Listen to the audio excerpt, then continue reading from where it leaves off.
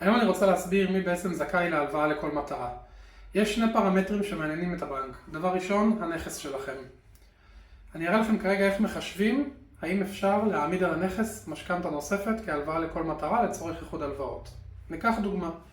מי שלמשל יש לו דירה ששווה 2 מיליון, עם משכנתא קיימת בגובה 700,000. הבנק עושה את החישוב הבא.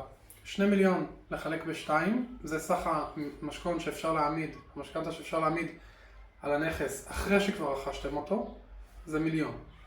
מהמיליון הזה מפחיתים את ה-700,000 משכנתא קיימת, נשאר 300,000 שפנויים, להעמיד אותם כהלוואת משכנתא לכל מטרה, לאיחוד הלוואות, לסילוק חובות או לכל מטרה אחרת. זה הפרמטר הראשון. פרמטר שני, הכנסות. שוב נלך על דרך של דוגמה. למשל, על המשכנתא של ה-700,000 משלמים החזר חודשי, נגיד 5,000.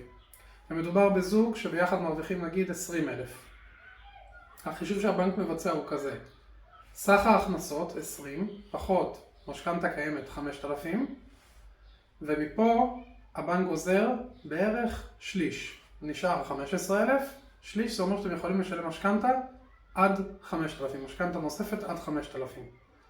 במקרה של הדוגמה של 300,000, כל 100,000 הלוואה זה בערך החזר חודשי של 500 שקלים ל-30 שנה, אז החזר של 300,000 יהיה 1,500, אנחנו פחות מ-5,000, אפשר לאשר את המשכנתא הזו.